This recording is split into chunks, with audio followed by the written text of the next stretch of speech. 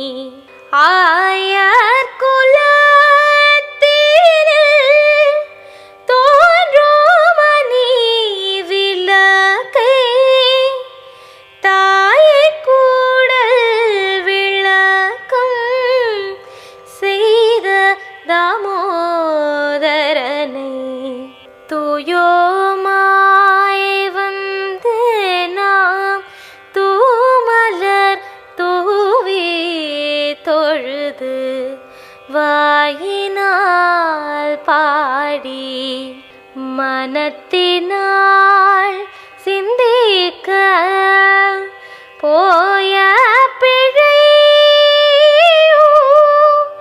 புகுத்தருவனின்றனவும் தீனாள் தூசாவும் சிப்பேலோ பாவாய் தீனாள் தோசாவும் செப்பேலோ பாவாய். சாய் டிவி நேயர்கள் அனைவருக்கும் மார்கழி மாதம் 5ஆம் நாள் இனிய காலை வணக்கங்கள். ஆண்டாள் திருவடிகளே சரணம். வேதத்தோட சாரமாக இருக்கிறது பகவத்கீதை.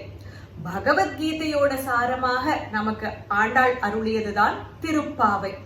இந்த மார்கழி மாதம் திருப்பாவை வாசிக்க கத்துண்டு வியாக்கியானமும் புரிஞ்சுண்டு ஆண்டாள் ஒவ்வொரு பாசுரத்திலையும் எந்த திவ்ய தேசம் சொல்லியிருக்கா அதையும் தெரிஞ்சுண்டு பெருமாளுக்கு ஒவ்வொரு நாளும் என்ன நைவேத்தியம் சமர்ப்பணம் பண்ணலாம், வண்ண வண்ண பாசுர கோலங்கள் என்ன போடலாம், இதெல்லாம் அனுபவிச்சுண்டு வரும். இன்னைக்கு 5வது பாசுரம் மாயனை மண்ணு வடமதுரை மைந்தனை. மாயனை மண்ணு வடமதுரை மைந்தனை, மாயனை மண்ணு வடமதுரை மைந்தனை, தூய பெருநீர் யமுனை துறைவனை, தூய பெருநீர் யமுனை துறைவனை, ஆயர் குலத்தினில் தோன்றும் மணிவிளக்கை, ஆயர் குலத்தினில் தோன்றும் மணிவிளக்கை, தாயை குடல் விளக்கம் செய்த தாமோதரனை,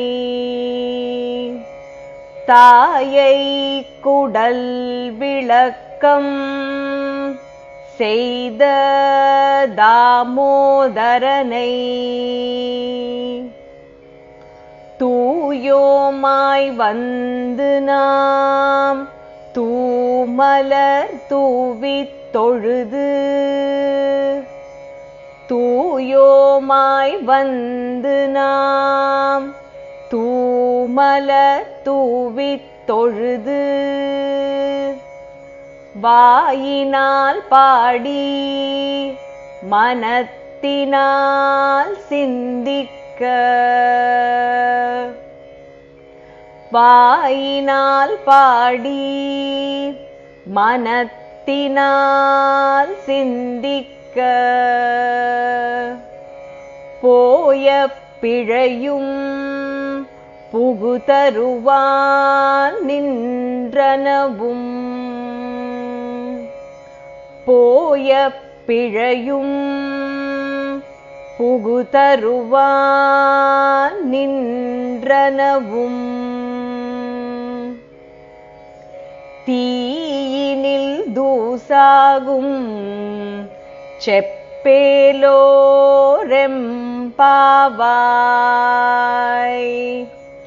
தீயினில் தூசாகும் செப்பேலோரெம்பாவாய்.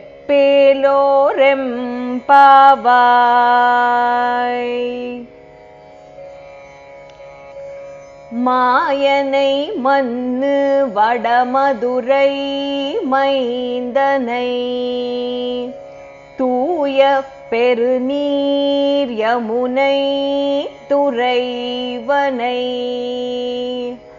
ஆயர் குலத்தினில் தோன்றும் அணிவிளக்கை, தாயை குடல் விளக்கம் செய்த தாமோதரனை, தூயோமாய் வந்து நாம் தூமலர் தூவித் தொழுது, வாயினால் பாடி மனத்தினால் சிந்திக்க, போய பிழையும் புகுதருவான் நின்றனவும், தீயினில் தூசாகும் செப்பேலோரெம்பாவாய்.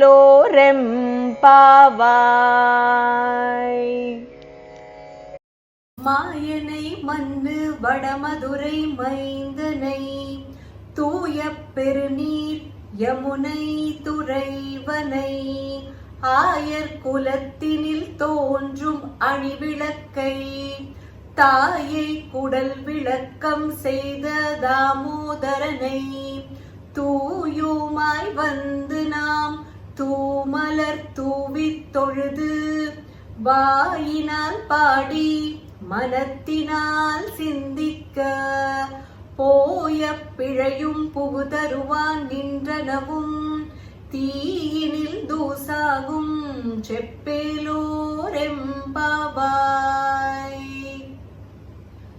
இந்த 5வது பாசுரத்தை ஆண்டாள் தொடங்கும் போதே கண்ணனை மாயன்னு சொல்றான்.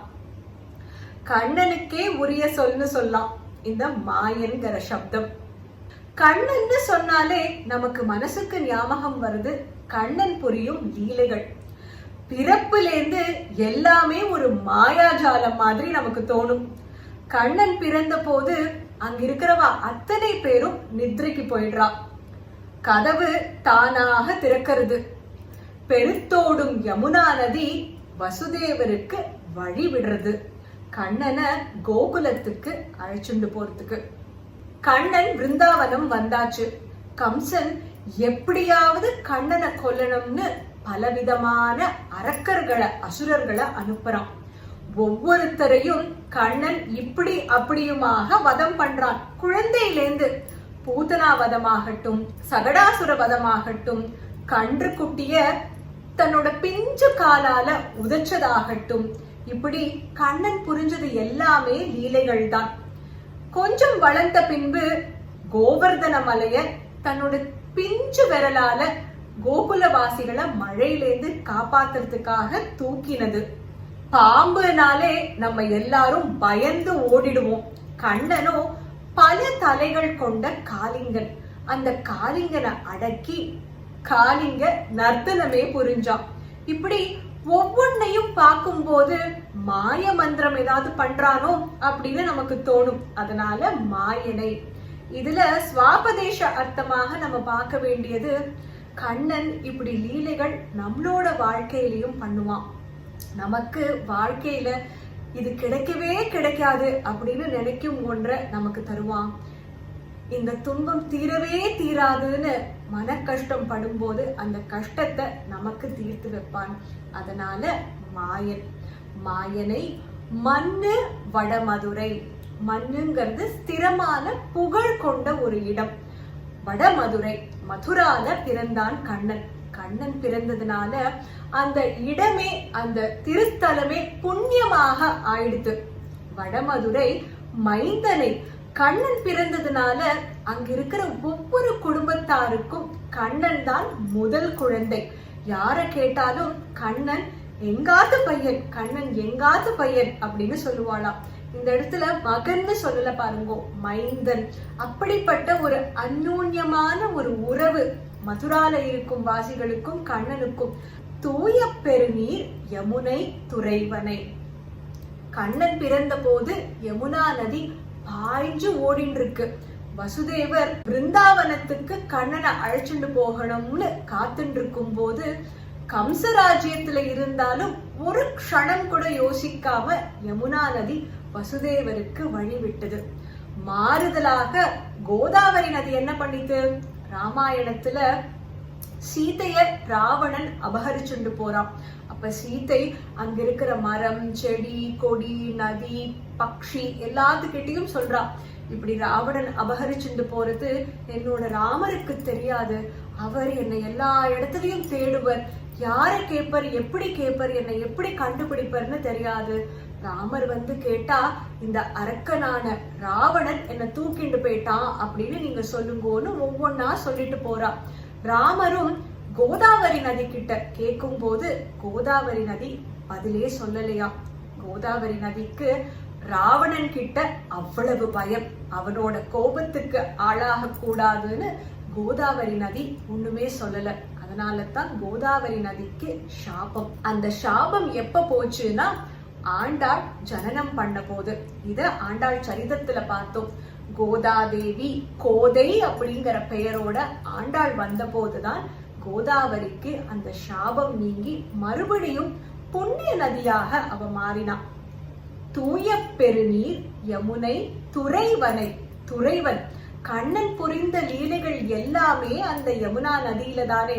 வஸ்திராபரணமாகட்டும், காலிங்க நர்த்தனமாகட்டும், தன்னோட தோழர்களோட விளையாடினது ஆகட்டும், ஆயர்குலவாசிகள், ஆயர்குலத்துல இருக்கும் பெண்கள் காத்தியாயனி நோன்பு இருந்ததாகட்டும், எல்லாமே யமுனா நதியில. அதனால அந்த நதிக்கு ஒரு அதிபதி மாதிரி இருந்தானாம் கண்ணன். ஆயர் குலத்தில் தோன்றும் அணிவிளக்கை. ஒரு அற்புதமான வரி இது. ஆயர்குலவாசிகள் மாடு மேய்ப்பவர்கள். அவளுக்கு சாஸ்திர சம்பிரதாயம் தெரியாது, வேதங்கள் படிச்சது கிடையாது. அவளுக்கு தெரிஞ்ச ஒரே விஷயம் என்னன்னா கண்ணன் கண்ணன் கண்ணன். நம்ம வேத அத்தியனம், சாஸ்திரங்கள் எல்லாம் எதுக்கு படிக்கிறோம்? பகவான உணரணும், மோட்சம் கிடைக்கணும்ங்கிறதுக்காக. ஆயர்குலவாசிகளுக்கோ கண்ணனோட இருக்கிறதுனால இது எதுவுமே பண்ண வேண்டிய அவசியம் கிடையாது. அவளுக்கு கண்ணனோட இருக்கிறதுனாலயே ஞானம்தான், மோட்சம்தான். விளக்குங்கிறது ஞானத்தை குறிக்கிறது. தாயை குடல் விளக்கம் செய்த தாமோதரனை. எந்த ஊர்ல கண்ணன் பிறந்தான்னு சொல்லியாச்சு. முதல்ல வடமதுரைன்னு சொல்றா, அதுக்கப்புறமா எங்க வளர்ந்தான்னு சொல்றா, ஆயர்குலத்துல வளர்ந்தா. அடுத்தது அம்மாவை சொல்றா. எந்த தாயை சொல்றா அப்படிங்கிற கேள்வி நமக்குள்ள வரும். ஏன்னா கண்ணனுக்கு 2 தாயாச்சே. இங்க தேவகிய சொல்றாளா, யசோதைய சொல்றாளா? வியாக்கியானம் பார்த்தோம்னா யசோதைய சொல்றா. ஏன்னா உரல்ல கட்டி போட்டது யசோதை தானே, தாமோதரன்கிற பெயர், அதனாலதான். அத பார்ப்போம். முதல் வார்த்தைகள்ல தாயை குடல் விளக்கம், கண்ணனை சுமந்து பெற்றெடுத்தது தேவகி. அதனால 2 பேரையுமே சொல்றான்னு இங்க நம்ம எடுத்துக்கலாம். தாயை குடல் விளக்கம், தேவகியோட வயிற்றுல வந்து பிறந்ததுனால அவளோட வயிற்றுக்கே, ஒரு குலத்துக்கே பெருமையை சேர்த்தவன் அந்த கண்ணன். தாமோதரனைன்னு சொல்றதுனால யசோதை விஷமக்கார அந்த கண்ணனை உரல்ல கைத்தால கட்டி போட்டான். அதனாலதான் கண்ணனுக்கு தாமோதரன்கிற பெயர். தாமம்னா கயிறு, உதரம்னா இடுப்பு, இடுப்பை சுத்தி உரலோட சேர்த்து கட்டினதுனால தாமோதரன்கிற பெயர். அப்பேற்பட்ட பரபிரம்மம் எப்படி யசோதை கட்டின போது சும்மா இருந்தது? அங்க கண்ணன் கட்டுப்பட்டது யசோதையோட அன்புக்காக. யசோதை துரத்த கண்ணன் ஓடிண்டே இருக்கானாம். கடைசியில அம்மா நீ ஓடாத, நானே கட்டிக்கிறேன்னு அந்த கயித்தை எடுத்து கண்ணனே கட்டிண்டானாம் உரலோட. தூயுமாய் வந்து நாம் தூமலர் தூவி தொழுது. தூய்மையோட வரும் பகவான் கிட்ட நம்ம போனாலே சுத்தமா தானே போவோம். ஆனா இது யாரு பாடுறா? இத பாடுறது ஆயர்குல வாசிகள், மாடு மேய்ப்பவர்கள். மாடெல்லாம் மேய்ச்சிட்டு வரும்போது உடம்பெல்லாம் புழுதியாக இருக்கும், சேரும் சகதியாக இருக்கும். அதனால எங்களோட புற தூய்மை பார்த்துட்டும் நாங்க ஸ்ரத்தையான பக்தியோட வரலன்னு நினைச்சுடாதே கண்ணா. எங்களோட அகத்தூய்மை பாரு, உன்னையே நினைச்சுட்டு இருக்கோம், எங்களுக்கு எல்லாமே நீதான் கண்ணா. தூயோமாய் வந்து நாம் என்ன பண்ண போறோம்? தூமலர் தூவி தொழுது. இது நவவித பக்தியில அர்ச்சன பக்தியை குறிக்கிறது. உன்னோட பாதங்களுக்கு நாங்க மனசார ஆத்மார்த்தமாக மலர்களை சமர்ப்பணம் பண்ண போறோம். தூமலர் தூவி தொழுது. அதை பண்ணும் போது வாயினால் பாடி மனத்தினால் சிந்திக்க. உன் நாமத்தை தான் சதா சர்வகாலமும் எங்களோட வாய் சொல்லிண்டே இருக்கும்.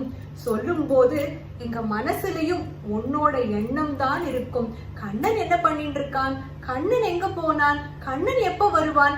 எங்களோட எப்ப விளையாடுவான்? எங்காத்துல எப்ப வெண்ணெய் திருடுவான்? அப்படின்னு தான் எங்க மனசுல ஓடிட்டு இருக்கும். இது ரொம்ப ரொம்ப முக்கியம். பகவான் இடத்துல நம்ம ஏதாவது ஒரு கைங்கரியம் பண்ணும் போது பகவத் ஸ்மரணைங்கிறது ரொம்ப முக்கியம். காஞ்சி மகா பெரியவா கிட்ட ஒரு பக்தர் வந்து கேட்டாராம், பெரியவா நான் எப்பவும் ஸ்லோகங்கள் சொல்லிட்டே இருக்கேன், ஆனா எந்த நல்லதுமே எனக்கு நடக்க மாட்டேங்கிறது, எனக்கு வாழ்க்கையில என்ன வேணும்னு நான் நினைக்கிறேனோ அது எனக்கு கிடைக்க மாட்டேங்கிறது, இந்த ஸ்லோகங்கள்லாம் சொல்லி என்ன பிரயோஜனம் அப்படின்னு கேட்கும் போது மகா பெரியவா கேட்டாலாம், நீ எப்பெல்லாம் ஸ்லோகம் சொல்லுவ அப்படின்னு கேட்கும் போது அந்த பக்தர் சொல்ற, காத்தால சமைக்கிறச்சும் சொல்லுவேன், பாத்திரம் தேய்க்கும் போது சொல்லுவேன், துணி துவைக்கும் போது சொல்லுவேன், எப்பவும் சொல்லிட்டே இருப்பேன், எந்த காரியம் பண்ணினாலும் நான் சொல்லிட்டே இருப்பேன். மகா பெரியவா கேட்டாலாம், பூஜை அறையில சுவாமி எதிர்க்க நின்றுட்டு சுவாமிய மாத்திரம் ஸ்மரணை பண்ணிட்டு நீ எப்ப சொல்லுவ? ஓ அதுவா பெரியவா, அதுக்கெல்லாம் அவ்வளவு நேரம் எல்லாம் இல்ல அப்படின்னு சொன்ன போது மகா பெரியவா சொன்னாலாம், பகவானுக்கு கொஞ்ச நேரம் நீ ஸ்லோகம் சொன்னா கூட அத ஆத்மார்த்தமாக பகவானுக்கே உரித்தான ஒரு நேரமாக வச்சுட்டு நீ சொல்லணும். பக்தி ஸ்ரத்தையோட நீ பகவத் கைங்கரியம் பண்ணினாதான் அதற்குண்டான பலன் உனக்கு கிடைக்கும்னு சொன்னாலாம். ஆச்சாரியர்கள் இந்த இடத்துல இன்னொரு வியாக்கியானமும் சொல்லுவா. இப்போ நம்ம ஒரு காரியம் பண்ண போறோம்னா எப்படி பண்ணுவோம்? முதல்ல அத மனசுல நினைச்சுப்போம், நான் இந்த காரியம் பண்ண போறேன்னு. அப்புறம் யார்கிட்டயாவது சொல்லுவோம், இதோ நான் இதை பண்ண போறேன்னு. அப்புறம் அந்த காரியத்தை பண்ணுவோம். இத ஆண்டாள் முழுக்க முழுக்க ரிவர்ஸ்ல சொல்றா. தூமலர் தூவி தொழுதுன்னு முதல்ல அந்த காரியத்தை சொல்றா, அதுக்கப்புறம் வாக்கு சொல்றா, வாயினால் பாடின்னு சொல்றா, மனத்தினால் சிந்திக்கன்னு அத மூன்றாவதாக சொல்றா. ரிவர்ஸ் ஆர்டர்ல சொல்லிட்டு வரா. இத நம்ம எப்படி எடுத்துக்கலாம் அப்படின்னாக்கா, பெருமாள் ரொம்ப காருண்யமான மனசு உடையவர். பகவானுக்கு நம்ம எப்படி பண்ணினாலும் அதை ஏத்துக்கும் மனப்பான்மை உடையவர், கருணாமூர்த்தியாச்சே. அதனால ஸ்ரத்தையான பக்தி இருந்தா போரும், பகவானுக்கு நான் இந்த கைங்கரியம் பண்றேன்னு நினைச்சுட்டா போரும் அப்படிங்கிற வியாக்கியானமும் உண்டு. இதெல்லாம் பண்ணினா என்ன கிடைக்கும்? ஆண்டாள் சொல்லிட்டா, மூன்றாவது பாசுரத்துல நாடு நன்னா இருக்கும், பயிர் விளைச்சல் நன்னா இருக்கும், பால் கிடைக்கும், நீங்காத செல்வம் கிடைக்கும். அதெல்லாம் இருக்கட்டும், எங்களுக்கு என்ன கிடைக்கும் அதை சொல்லு அப்படின்னு அவ மனசுல ஓடிட்டு இருக்கு.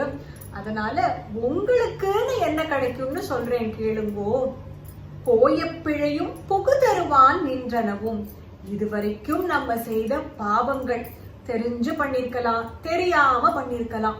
பாவங்கள் அதாவது கர்மா, சஞ்சித கர்மா, பிராரப்த கர்மா, ஆகாமி கர்மா.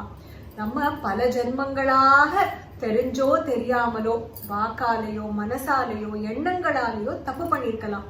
அந்த தப்பெல்லாம் பகவான் ஒரு மூட்டையாக சஞ்சித கர்மாவாக வச்சுட்டு இருப்பாராம்.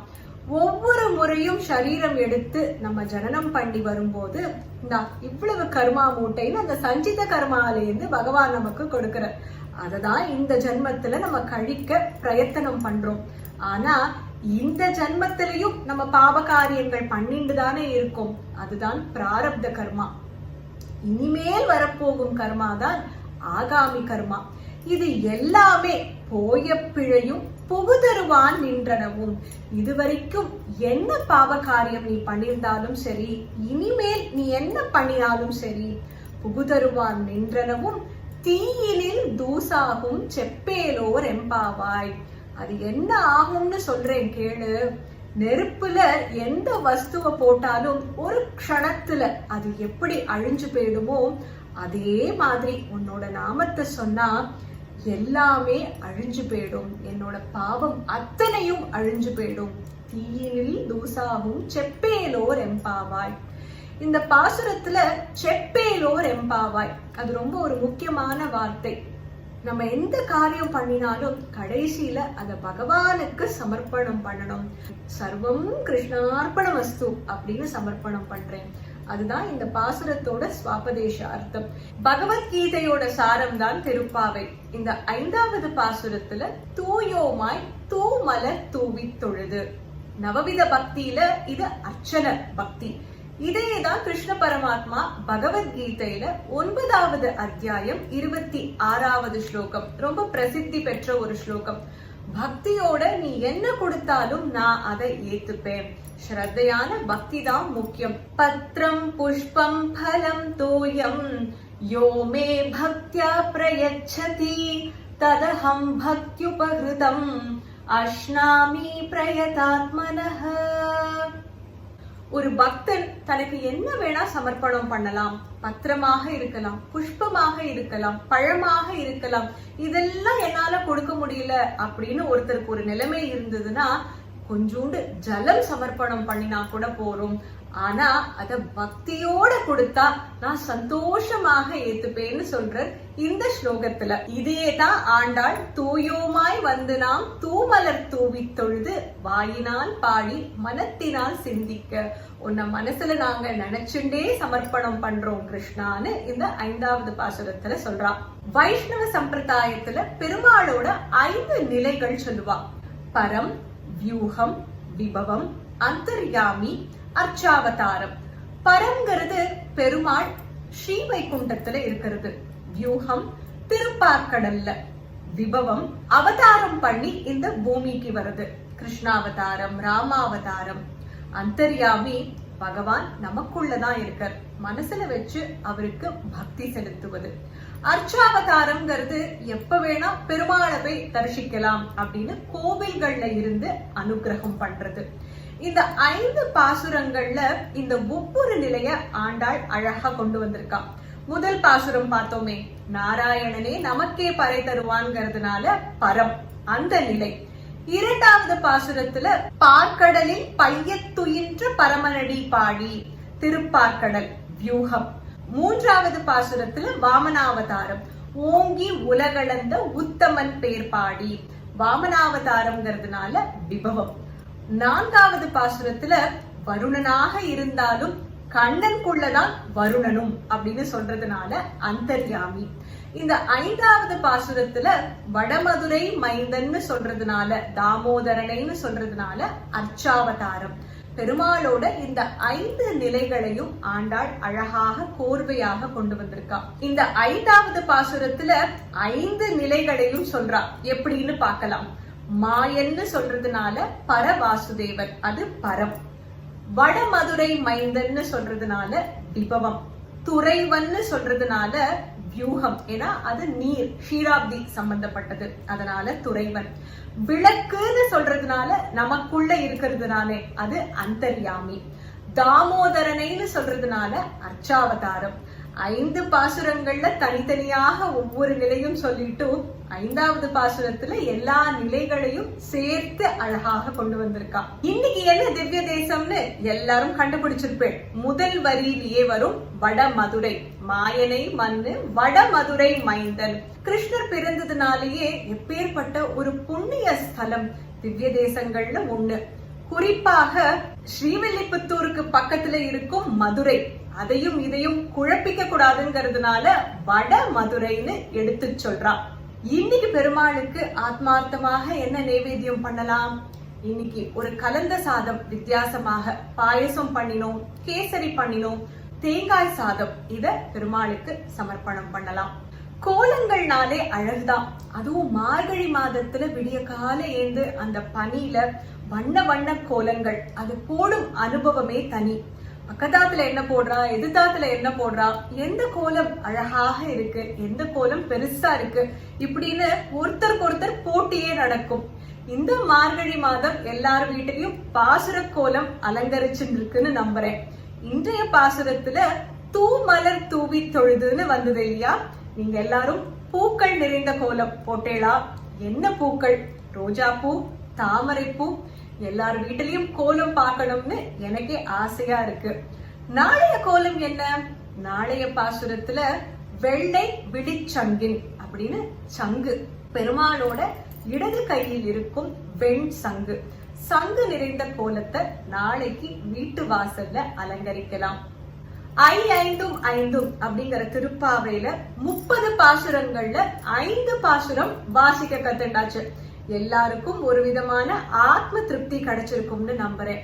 ஆண்டாள் பாவை நோன்பு நோக்கிறதுனால, திருப்பாவை வாசிக்கிறதுனால நாடு நன்னா இருக்கும், வீடு நன்னா இருக்கும், ஒவ்வொருத்தரும் நன்மையோட இருப்பா, பகவானிடத்துல பக்தியோட இருப்பா, செய்த பாவங்கள் எல்லாம் போயிடும் அப்படின்னு சொல்லிட்டு வரா. அடுத்த 10 பாசுரங்கள் திருப்பள்ளி எழுச்சி. ஆண்டாள் ஒவ்வொரு தோழியாக நோன்பு நோக்க கூப்பிட்டு வரா, அவளை எழுப்புறா. இந்த எழுப்புதல்னா என்ன, அவ யாரை எழுப்புறா, இதோட சுவாபதேச அர்த்தம் என்ன, ரொம்ப அற்புதமாக இருக்கும். பகிர்ந்துக்கிறதுக்கு நான் ரொம்ப ஆவலோட இருக்கேன். நாளைக்கு 6வது பாசுரத்துல சந்திக்கலாம். ஆண்டாள் திருவடிகளே சரணம். சர்வம் கிருஷ்ணார்ப்பணமஸ்து. மார்கழி மாதம்னாலே வண்ண வண்ண கோலங்கள், அதுவும் இந்த மார்கழி மாதம் விதவிதமான பாசுர கோலங்கள். நம்ம நிகழ்ச்சி பார்த்து குறிப்புகள் கேட்டு நீங்க பாசுர கோலங்கள் போட்டிருந்தா அந்த கோலங்களை எங்களோட பகிர்ந்துக்கலாம் வாட்ஸ்அப் மூலமாக. 9884466986 நம்பர் மறுபடியும் சொல்றேன். 9844666986. சிறந்த கோலங்கள் தேர்ந்தெடுக்கப்பட்டு நம்ம நிகழ்ச்சியில மார்கழி மாத கடைசியில ஒளிபரப்பப்படும். நீங்க போடும் பாசுர கோலங்களும் இந்த நிகழ்ச்சியில வர ஒரு அருமையான வாய்ப்பு. சாய் டிவி நிகழ்ச்சிகள் உங்களுக்கு பிடிச்சிருக்கா? லைக் பண்ணுங்க, ஷேர் பண்ணுங்க, கமெண்ட் பண்ணுங்க, சப்ஸ்கிரைப் பண்ணுங்க, பக்கத்துல இருக்கிற பெல் சிம்பலை பிரஸ் பண்ணுங்க.